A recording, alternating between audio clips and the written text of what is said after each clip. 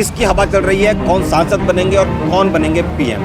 क्यों लग रहा है आपको कि जो ना बीजेपी की हवा चल रही है? पर राम मंदिर को लेके तो जो ना विपक्ष का ये आरोप रहता है, विपक्षी नेता ये कह रहे हैं कि भैया ये तो जो ना इन्होंने राम मंदिर आस्था का केंद्र था, आस्था का माध्यम था, इन्होंने इसका राजनीतिकरण। से किसको टिकट मिला आपको पता है कि बीजेपी से? जयपुर से श्रीमती मंजू शर्मा जी को टिकट। और कांग्रेस से प्रताप सिंह खाचरियावास। प्रताप जी के लिए तो बहुत लोग कह रहे हैं कि प्रताप जी सांसद बनेंगे इस बार जयपुर में। वो खुद ही मना कर रहे हैं कि हम अभी इस अच्छा। तरफ नहीं है। मंजू शर्मा जी जो हैं वो सांसद के दौड़ में हुए हैं तो और ये हम आपको दिखाना चाह रहे हैं कि उनके काम की उपलब्धि उनका ये है पूरा लेखा जोखा पूरे 10 इयर्स का जो हम लोग हमेशा बताइए दर्शकों को इतना बताइए। नहीं पढ़ सकेंगे आप। अच्छा कोई मुख्य पॉइंट बताएं आप। बिल्कुल आप कह रहे हैं कांग्रेस तो ये कह रही है कि भैया इनके पास में कोई मुद्दा नहीं है, ये तो ईडी का डर दिखा के विपक्ष के नेताओं को गिरफ्तार करने का काम कर रहे हैं। 125 करोड़ जनता है, उसमें से कितने लोगों को ईडी ने गिरफ्तार किया?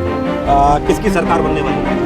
बीजेपी बनेगी इस बार। बीजेपी की बनेगी। क्यों बीजेपी की बनेगी? मतलब मैं जहाँ जहाँ जा रहा हूँ वहाँ पे कांग्रेस का नाम, ऐसा तो नहीं है ईडी के डर से आप नाम नहीं ले रहे हो। ये कानून आएगा उससे तो जो है नौकरियाँ छिन जाएगी। यहाँ पे जो हिंदुस्तान के जो लोग हैं उनकी सीए से नौकरियाँ छिन जाएगी। कांग्रेस तुष्टिकरण करती है, लेकिन वो भी विपक्षी का आरोप लगा रहा है कि भैया सिर्फ और सिर्फ जो है ना हिंदुओं के लिए किया है, धर्म की बात करते हैं और कहीं ना कहीं मुसलमानों के लिए तो कोई भी काम जो है इन्होंने मोदी सरकार ने नहीं किया। एक देश एक चुनाव एक मुद्दा रहने वाला है। आप इसके पक्ष में कहीं ना कहीं जो ना अभी जो रामनाथ कोविंद जो पूर्व राष्ट्रपति हैं हमारे, उन्होंने एक रिपोर्ट दी है कि पूरे देश में एक साथ विधानसभा और लोकसभा के चुनाव होने चाहिए। क्या लगता है आपको इस विषय में? अब हम बात करेंगे उन मुद्दों की कि जो अगले 5 साल में जो ना आपको लगता है कि उन मुद्दों पर काम होना चाहिए, क्योंकि देश के प्रधानमंत्री कह रहे हैं कि अगले 5 साल ऐतिहासिक फैसले वो लेंगे। तो अब क्या लग रहा है कौन से फैसले होने चाहिए?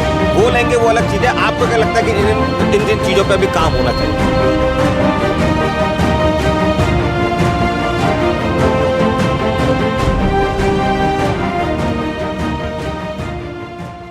नमस्कार। लोकसभा चुनावों की चर्चा जारी है। हर दिन मुद्दे चेंज हो रहे हैं। लोग नए नए मुद्दों पर बात कर रहे हैं। डेवलपमेंट की बात कर रहे हैं, महंगाई की बात कर रहे हैं, बेरोजगारी की बात कर रहे हैं, राम मंदिर की बात कर रहे हैं, धारा 370 की बात कर रहे हैं और बहुत सारे मुद्दों पर बात कर रहे हैं। मैं एक बार फिर जितेंद्र गोयल, गैंगलैंड भारत में आप सबका स्वागत है। मैं एक बार फिर स्वागत कर रहा हूँ हमारे कार्यक्रम मुद्दे पर। आज हम यहाँ बैठकर मुद्दों पर बैठकर मुद्दों की बात करेंगे कि आखिर पिछले 10 साल में कौन से मुद्दे जिन पर काम हुआ, किन विषयों को लेकर जो है जनता वोट देना चाहेगी और अगले आने वाले 5 साल में कौन से मुद्दे जनता चाहती है कि जिनको जब वो वोट देने जाए जो उनके दिमाग में रखकर वो वोट देने जाएगी। इस विषय को लेकर आज हम हैं जयपुर के आदर्श नगर विधानसभा क्षेत्र में, जवाहर नगर में हम लोग मौजूद हैं और यहाँ के जनता से जानेंगे कि क्या रहने वाले हैं मुद्दे और किसकी हवा चल रही है, कौन सांसद बनेंगे और कौन बनेंगे पीएम। तो क्या लगता है सर आपको किसकी हवा चल रही है? सर हवा तो बीजेपी की चल रही है। से बताएं जी। हवा तो बीजेपी की चल रही है। अच्छा। और 100% बीजेपी की सरकार है। मोदी जी हमारे प्रधानमंत्री होंगे। क्यों लग रहा है आपको कि जो ना बीजेपी की हवा चल रही है? मोदी जी के आने से देश बहुत मजबूत हुआ है जी। वर्ल्ड में देश का जो साख बनी है वो पहले कभी नहीं थी और हर क्षेत्र के अंदर विकास हुआ है। और आतंकवाद का जो पहले भय था वो अब पिछले 10 सालों में नहीं है, बहुत ना के समान है। बाकी तो कुछ भी हो सकता है, लेकिन इंसान निश्चिंत है आतंकवाद के भय से। आतंकवाद के चाहे राजस्थान ले लो, चाहे दिल्ली ले लो, चाहे महाराष्ट्र ले लो या कश्मीर ले लो, आतंकवाद से भी काफ़ी निजात है। लेकिन आतंकवाद का सर ने मुद्दा बनाया और क्या लगता है आपको कि और क्या विषय मुद्दे हैं जिन पर आपको लग रहा है पिछले 10 सालों में काम हुआ है? भाई मोदी जी के आने के बाद में अनेक विकास कार्यक्रम हुए हैं हमारे देश में। जैसे कि महिलाएं शौचालय से संबंधित थी, महिलाएं खुले में जाती थी शौच करने के लिए। वो बहुत सबसे बड़ी पीड़ा थी गाँवों में, ग्रामीण एरिया में हमारे देश में। जी। तो वो बहुत बड़ा एक जो महिला है उनको बहुत एक वरदान साबित हुआ ये वाला जी। हर घर में जो शौचालय हुआ उनका, और जो जन खाते बने, जनधन खाते जो हैं, जो सब्सिडी मिलती थी सरकार से वो गरीब आदमी तक पहुंच ही नहीं पाती थी। अब उसके माध्यम से वो डायरेक्ट गरीब आदमी तक डायरेक्ट पहुंच रही है, तो उसको सारी सुविधाओं का लाभ मिल रहा है। इसके बाद जो राम मंदिर था अकल्पनीय था, 500 सालों से चल रहा था, हमें लग रहा था कि पता नहीं कब बनेगा, लेकिन वो मोदी सरकार आई, उसके बाद बना। आज भव्य राम मंदिर का निर्माण। राम मंदिर को लेके तो जो ना विपक्ष का ये आरोप रहता है, विपक्षी नेता ये कह रहे हैं कि भैया ये तो जो ना इन्होंने राम मंदिर आस्था का केंद्र था, आस्था का माध्यम था, इन्होंने इसका राजनीतिकरण कर दिया। नहीं, हिंदुस्तान में ये आस्था का तो है ही। हिंदुस्तान में अपन रह रहे हैं और राम अपने आराध्य देव है। इसमें गलत क्या किया? वो भी हिंदू थे, कांग्रेस वाले भी हिंदू हैं, वो चाहते तो वो भी बना सकते थे, उनको किसने मना किया था? तो इसको ऐसा कोई नहीं है तुष्टिकरण वाली बात हो गई या कोई आस्था वाली बात हो गई कि बीजेपी इसको कैश करी है, ऐसा कोई मुद्दा नहीं है ये मेरे हिसाब से, क्योंकि जो कांग्रेसी है वो भी हिंदू है, मतलब भगवान राम तो सबके हैं, ये तो है नहीं कि मोदी जी के ही हैं या बीजेपी के ही हैं भगवान राम, वो चाहते तो वो भी बना सकते थे, वो शेयर तो वो भी ले सकते थे। आपको क्या लगता है, क्या नाम है आपका? मेरा नाम हर्ष है। हर्ष जी, क्या लग रहा है किसकी सरकार बनेगी? देखिए जयपुर से किसको टिकट मिला, आपको पता है कि बीजेपी से? जयपुर से श्रीमती मंजू शर्मा जी को टिकट और मिला है। कांग्रेस से प्रताप सिंह खाचरियावास। तो प्रताप जी के लिए तो बहुत लोग कह रहे हैं कि प्रताप जी सांसद बनेंगे इस बार जयपुर में। वो खुद ही मना कर रहे हैं कि हम अभी इस अच्छा। तो नहीं है। मंजू शर्मा जी जो हैं वो सांसद के दौड़ में हुए हैं, तो मंजू जी जीतेंगी? बिल्कुल बिल्कुल। अच्छा, क्या मुद्दे हैं आपको लग रहे हैं कि जो इस बार चुनाव में रहने वाले हैं?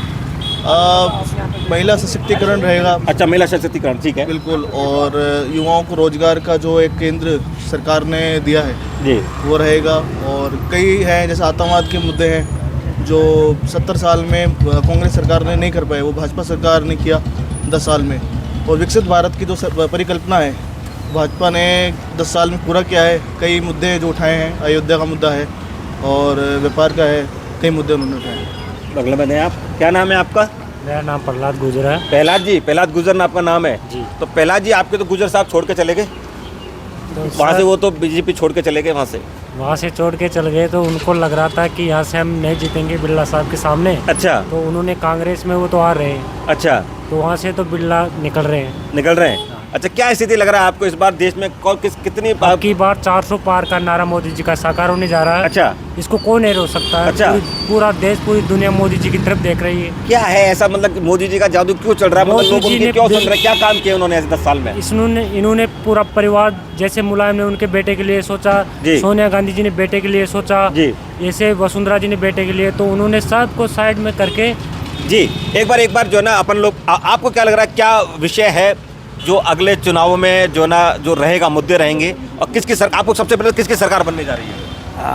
नरेंद्र मोदी जी की सरकार बनने जा रही है और जनता उनके काम से बहुत खुश है।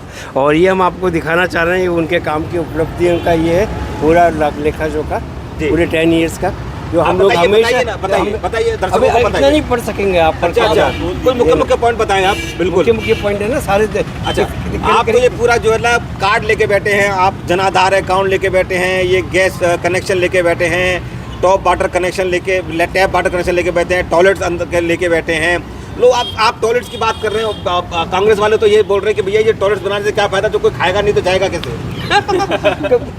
खाने को तो मोदी जी बहुत दे रहे हैं ना। अच्छा, बहुत बोल रहे हैं, कैसे फ्री राशन दे रहे हैं, कई सुविधाएं दे रहे हैं, एम्प्लॉयमेंट दे रहे हैं जी, एम्प्लॉयमेंट दे रहे हैं, रोजगार दे रहे हैं जी। और आपको पता कि रोड्स का डेवलपमेंट 51 लाख करोड़ की जो है ना, नितिन गडकरी ने रोड्स बनाई है। अच्छा, भारत के इतिहास में पहली बार है जो 8 साल में 10 साल में ये काम हुआ है। और बहुत सारे काम है जो आपको मैंने दिखाया है, वो तो उनकी बहुत बड़ी लिस्ट है, उसको करने आप बैठेंगे। कह रहे हैं, कांग्रेस तो ये कह रही है कि भैया इनके पास में कोई मुद्दा नहीं है, ये तो ईडी का डर दिखा के विपक्ष के नेताओं को गिरफ्तार करने का काम कर रहे हैं। अगर गलत काम करेंगे तो उसकी सजा मिलेगी। अच्छा, ईडी आप हमको क्यों नहीं गिरफ्तार कर रही है? ठीक बताओ। बात है जिसने गलत किया हम उसको गिरफ्तार कर रही है ना जी। अब 125 करोड़ जनता है, उसमें से कितने लोगों को ईडी ने गिरफ्तार किया? जिन्होंने गलत काम किया, जिनके खिलाफ सबूत है, वो खिलाफ कर रहे हैं। तो जो गलत करेगा और वो कहेगा कि मुझे सजा भी नहीं मिले, तो वो तो नाइंसाफ़ी है जी। क्या नाम है आपका सर? अशोक अरोड़ा। अशोक जी अरोड़ा साहब, क्या लग रहा है आपको, किसकी सरकार बनने वाली है? बीजेपी बनेगी इस बार। बीजेपी की बनेगी। क्यों बीजेपी की बनेगी? मतलब मैं जहाँ जा रहा हूँ वहाँ पे कांग्रेस का नाम, ऐसा तो नहीं है ईडी के डर से आप नाम नहीं ले रहे हो कांग्रेस का, वोट कांग्रेस को दिया हो? अब लोग ना जागृत हो गए कि वो कांग्रेस वाली बात अलग हो गई, जो पहले हम कांग्रेस में जुड़े हुए थे पहले हम। अच्छा, आप कांग्रेस से जुड़े हुए थे? मम्मी तो कांग्रेस के थे। अच्छा, पर जब से ये हुआ ना कि कांग्रेस खाली मुसलमानों का है गया या बाहर के बांग्लादेशी इनके लिए है गया, तो अभी लगता है कि अब अगर यही हुआ तो अपने जो भी हिंदू भाई है वो ख़त्म होते जा रहे हैं वहाँ से। जैसे जो भी आप हम ले लो, वहाँ से लोग मकान छोड़ के जा रहे हैं। पाकिस्तान में हिंदू 1% है गया, पहले 30-35% हिंदू थे, अब 1% वहाँ पे आ गए हैं। बाकी मुस्लिम कंट्री में हिंदू है नहीं बिल्कुल भी। तो यही था सब कुछ, जिससे मैं अपना हिंदू जागृत हुए इसमें जी। सीए कानून को लेके, सीए की नॉलेज है आप में से किसी को? सीए के बारे में ये कहा जा रहा है कि भैया इससे तो केजरीवाल जी ये कह रहे हैं कि सीए कानून आएगा तो उससे तो जो ना नौकरियां छिन जाएगी, यहाँ पे जो हिंदुस्तानी के जो लोग हैं उनकी सीए से नौकरियां छिन जाएंगी। केजरीवाल जी बहुत ज़्यादा पढ़े लिखे हैं, तो वो कुछ भी बोल सकते हैं। अच्छा, तो सीए से नौकरियां कैसे जारी समझ में नहीं आ रहा। जिस हिसाब से अवैध बांग्लादेशी या बाहर के जो आ रहे हैं वो हिंदुस्तान में ऑलरेडी रह रहे हैं, तो अब हिंदुस्तान के लोग हिंदुस्तान में आ रहे हैं या हिंदू लोग जो हिंदुस्तान में आ रहे हैं उसे नौकरी कहाँ जा रही है। ज़रूरी नहीं कि हर जगह हर आदमी को नौकरी गवर्नमेंट में ही मिलनी चाहिए। दूसरे रोजगार है, सेल्फ एम्प्लॉयमेंट के जो प्रोग्राम्स होते हैं वो मोदी जी ने बहुत सारे चला रखे हैं। हर आदमी सेल्फ एम्प्लॉयमेंट के प्रोग्राम करके रोजगार प्राप्त कर रहा है। और ये अनएम्प्लॉयमेंट वाली बात तो हमेशा रहती है, चाहे किसी भी सरकार आए वो तो हमेशा रहती है, चाहे ये सीए लागू था या नहीं था, तो भी ये पहले से भी चल रही है। तो सीए से ऐसा कोई फर्क नहीं पड़ रहा, मेरे उद्देश्य से ऐसा कोई फर्क नहीं पड़ रहा। देखिए महंगाई और बेरोजगारी को लेके जो ना विपक्ष बड़े आरोप लगा रहा है। आप युवा हैं, मैं आपसे पूछना चाहूँगा कि भाई महंगाई और बेरोजगारी मुद्दा नहीं रहने वाले क्या? लोग कह रहे हैं महंगाई बढ़ रही है, बेरोजगारी भी बढ़ रही है, तो ये विषय पे भी तो अभी काम करने की आवश्यकता है। इस पर तो काम नहीं हुआ, इसका मतलब नहीं, काम हो रहा है और समय लगता है हर चीज़ में। 70 साल में नहीं हुई तो 10 साल में तो कुछ चीज़ होगी नहीं, तो समय लगेगा। और माननीय प्रधानमंत्री जी ने स्वरोजगार के लिए भी कई शुरू किए हैं, तो उद्यम शुरू करने के लिए भी कई स्टार्टअप शुरू किए हैं, तो हो रहे हैं धीरे धीरे, समय लगेगा। और रोज़गार जो है एकदम से तो ख़त्म होता नहीं है किसी भी देश में, तो उसमें तो टाइम लगेगा। क्या कोरोना में क्या स्थिति रहेगी? आपको क्या लगता है कोरोना में काम किया सरकारों ने? लोग कह रहे बहुत लाखों लोग मर गए और कोरोना को जो ना बीजेपी जो भारतीय मोदी सरकार है वो मैनेज नहीं कर पाई कोरोना को लेके। बहुत अच्छा मैनेज किया है। अच्छा। बहुत मैनेज किया है और वर्ल्ड के रिकॉर्ड है कि इतनी जल्दी वैक्सीन बनाई। इंडिया फर्स्ट कंट्री है जिसने इतनी जल्दी वैक्सीन बनाई और लोगों को फ्री उपलब्ध कराई। तो कोरोना में कैसे काम नहीं किया है? और अपने डॉक्टर वॉरियर्स ने कितना काम किया है। अब कई डॉक्टर्स ने अपनी जान दे दी, जान की परवाह किए बिना भी पेशेंट को उन्होंने संभाला है। तो ये सब डॉक्टर्स किसके लिए काम कर रहे थे? जनता के लिए और हमारे नरेंद्र मोदी जी के लिए। तुष्टिकरण की बात हो रही है बार बार कि भाई कांग्रेस तुष्टिकरण करती है, लेकिन वो भी विपक्ष आरोप लगा रहा है कि भैया सिर्फ और सिर्फ जो है ना हिंदुओं के लिए किया है, धर्म की बात करते हैं और कहीं ना कहीं मुसलमानों के लिए तो कोई भी काम जो है इन्होंने मोदी सरकार ने नहीं किया। वैसे जैसे मोदी जी ने ट्रिपल तलाक वाला जो कानून लाया है वो किसके लिए लाया है? वो मुस्लिम भाई बहनों के लिए लाए हैं और उससे उनको कितना आराम मिला है। मतलब उनकी कितनी बड़ी गत हो रही थी। 3 तलाक में कोई भी आता था मुस्लिम भाई तो उनको तलाक दे देता था, उसको ना तो कोई मेंटेनेंस मिलती थी और फिर मतलब दूसरी शादी होती थी, तीसरी होती थी। तो 3 तलाक से अब उनके भय आया है, मतलब जो मुस्लिम भाई है उस पर भय डेवलप हुआ है कि भाई ऐसे तलाक नहीं दिया जाता क्योंकि कानूनी कार्रवाई हो सकती है उसके विरुद्ध। तो तुष्टिकरण की बात है वो गलत है। आज वो मुस्लिम भाइयों के लिए काम किया है और जितनी सब्सिडी मिल रही है वो सारी मुस्लिमों के पास बहुत जाती है। एक देश एक चुनाव एक मुद्दा रहने वाला है। आप इसके पक्ष में कहीं ना कहीं जो ना अभी जो रामनाथ कोविंद जो पूर्व राष्ट्रपति हैं हमारे, उन्होंने एक रिपोर्ट दी है कि पूरे देश में एक साथ विधानसभा और लोकसभा के चुनाव होने चाहिए। क्या लगता है आपको इस विषय पर? नहीं, बिल्कुल होने चाहिए, वो तो अच्छी बात है। इसी से स्टेट में सरकार अलग और केंद्र में अलग हो तो ठीक नहीं रहता, ये सारी सुविधाएं नहीं मिल पाती अदर पार्टी होने से। तो ये एक अच्छी बात है, अगर एक देश एक ही चुनाव हो, बहुत अच्छी बात है। तो अभी अपन देखिए 10 साल में पिछले 10 साल में अपने राम मंदिर का मुद्दा था, अयोध्या का मुद्दा था, ये सारे मुद्दे छाए रहे। अब हम बात करेंगे उन मुद्दों की कि जो अगले 5 साल में जो ना आपको लगता है कि उन मुद्दों पर काम होना चाहिए, क्योंकि देश के प्रधानमंत्री कह रहे हैं कि अगले 5 साल ऐतिहासिक फैसले वो लेंगे। तो अब क्या लग रहा है कौन से फैसले होने चाहिए? वो लेंगे वो अलग चीज़ है, आपको क्या लगता है कि इन जिन चीज़ों पर अभी काम होना चाहिए? जैसे अपने एक तो जनसंख्या नियंत्रण वाला होना चाहिए जी, एक जो बाहर से घुसपैठ चल रहा है वो बंद होनी चाहिए जी, और बाकी अब जो रोज़गार पे इनको ध्यान देना चाहिए, फ्री ना देके रोज़गार पे ज़्यादा ध्यान दे कि छोटे काम हो, जो भी है जिसको काम नहीं है उसको रोज़गार दे, या जो पेंशन दे वो देख के दे कि इसको देनी है किसको नहीं देनी है। ऐसे जो कमाया उसको पेंशन मिल रही है, नहीं कमाया उसको पेंशन मिल रही है। तो एक वो उसका लेवल होना चाहिए, कौन किसको मिलनी चाहिए किसको नहीं मिलनी चाहिए। जी सर। अगले 5 साल में कह रहे हैं कि ये लोग जो है ना फ्री पे नहीं, रोजगार पे काम होना चाहिए। सर मैं आपसे कह रहा हूँ कि अगले 5 साल में आपको लग रहा है कौन कौन से विषयों पे काम होना चाहिए? सर अगले 5 साल के अंदर ऐसे तो काम हो ही रहा है, कंटिन्यू हो रहा है, कोई कमी कुछ भी कमी नहीं लगी, कोई भी कमी तो है नहीं। शिक्षा के अंदर भी अच्छा है सब कुछ, और जो रोज़गार मिल रहा है सबको ही मिल रहा है। प्राइवेट सेक्टर भी काफ़ी है। हमारे बच्चे जो पढ़े लिखे बच्चे हैं उनको सब जगह प्राइवेट सेक्टर, लोग गवर्नमेंट में भी जा रहे हैं, प्राइवेट सेक्टर में भी जा रहे हैं। जो बच्चे पढ़ ही नहीं रहे हैं, अगर पढ़ाई में ही नहीं है तो फिर उनको तो रोज़गार है तो फिर क्या मिलेगा। बाकी रोज़गार की कोई कमी नहीं है, मिल रहा है। हम भी बिज़नेस कर रहे हैं तो कोई कमी नहीं है। अगर काम कर रहे हैं तो काम है, नहीं करना तो नहीं करना, वो बात। अगले 5 साल में क्या लग रहा है आपको कि मोदी जी कह रहे हैं मेरे अगले 5 साल ऐतिहासिक रहेंगे, और ये बात अमित शाह जी ने भी कही अगले 5 साल ऐतिहासिक रहेंगे, बड़े निर्णय लिए जाएंगे, क्या लग रहा है आपको, क्या निर्णय लेंगे और आप क्या चाहते हैं कि अगले 5 साल में भाई कौन से जो मुद्दों अब की पे बार जो हमारे प्रधानमंत्री मोदी जी का जो नारा है कि अब की बार 400 पार, वो इसलिए है क्योंकि देश में जो कानून व्यवस्था है, हमारा देश का संविधान बहुत सुंदर है और लोकतंत्र है हमारे यहाँ पे, कि जो भी कार्य होता है वो सहमति से होता है और बहुमत से होता है। तो उसके लिए हमारे को बहुमत मतलब केंद्र में होना ज़रूरी होता है। बहुत सारे काले कानून हैं जिसके कारण हमारे देश की स्थिति बड़ी ख़राब रही है और सरकार डिसीज़न नहीं ले पाई है बहुत सारे जो बड़े बड़े स्टेप्स लेने थे देश को। तो अब की बार क्या अगर 400 पार हम लोग करती है हमारी केंद्र सरकार, तो बहुत सारे स्टेप्स ले सकती है। जैसे जनसंख्या नियंत्रण है, वो हमारे लिए एक अभिशाप है। आज चीन के बाद सबसे बड़ी जनसंख्या हमारे है। हम कितना डेवलपमेंट करेंगे, लेकिन हमारी जनसंख्या अगर हम नियंत्रण नहीं करेंगे तो डेवलपमेंट हमारे ख़राब हो जाते हैं, तो मतलब वो इतना इम्प्लीमेंट नहीं कर पाते हैं उस चीज़ के अंदर। तो जनसंख्या नियंत्रण बहुत ज़रूरी होता है देश में। जैसे एक विधान, एक कानून होना चाहिए हमारे देश में सभी जगह। जो अलग अलग हमारे यहाँ कानून बने हुए हैं, अलग अलग कास्ट के अकॉर्डिंग भी बने हुए हैं, वो भी ख़त्म होने चाहिए।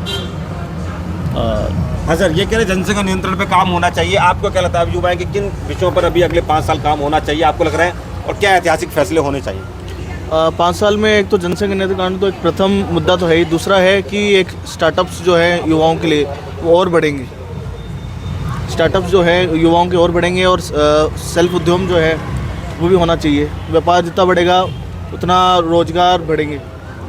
यही अपने 5 साल में प्रधानमंत्री मोदी जी का जो रहेगा काम रहेगा। क्या लग रहा है आपको अगले 5 साल में किन मुद्दों पर काम होगा? जैसे सर एक देश एक चुनाव में मोदी जी ने बोल रखे हैं, और कई ऐतिहासिक फैसले बीजेपी मोदी सरकार लेगी आने वाले 5 साल में, वो देखने लायक होंगे सर। क्या लग रहा है आपको कौन से मुद्दे होंगे, उन पे मैं पूछ रहा हूँ, कौन से मुद्दे होंगे आपको लग रहा है? जैसे सर शिक्षा पे भी मोदी जी ने शिक्षा पे बहुत काम होगा जी। सेना का बजट बढ़ाया मोदी जी ने जी। उनमें भी बहुत डेवलपमेंट किया है। जैसे चिकित्सा, उनमें बहुत ऐतिहासिक फैसले देखने को मिलेंगे। तो यहाँ हम मौजूद थे अभी आदर्श नगर विधानसभा क्षेत्र में। यहाँ आज हमने मुद्दे पे मुद्दे कार्यक्रम में बात की और लोगों से जाना। कहीं ना कहीं लोगों को लगता है कि जनसंख्या नियंत्रण पे काम होना चाहिए, जो घुसपैठ है उस पर काम होना चाहिए। उन्हें लगता है भी बेसिक जो मुद्दे हैं, जिससे कहना कि सुरक्षा, सबसे जो बड़ा जो मुद्दा है वो सुरक्षा का है। उन्हें लगता है कि अभी बहुत काम हुआ है देश में, विदेश में, हर जगह जो है ना मोदी जी की वजह से कहना कि नाम हुआ है देश का, विदेशों में भी पहचान बनी है। और इन्हें लगता है कहीं ना कहीं जो काम की जरूरत है वो जनसंख्या नियंत्रण पे कानून पे आवश्यकता है काम की, एक देश एक चुनाव की आवश्यकता है, और कहीं ना कहीं सुरक्षा पर काम होने की आवश्यकता है। ऐसे ही जनता के जुड़े हुए मुद्दों पर बात करते रहेंगे। मुद्दे से मुद्दे पर जुड़े रहिए। मुद्दे से मुद्दा कार्यक्रम में गैंगलैंड भारत में। जय हिंद।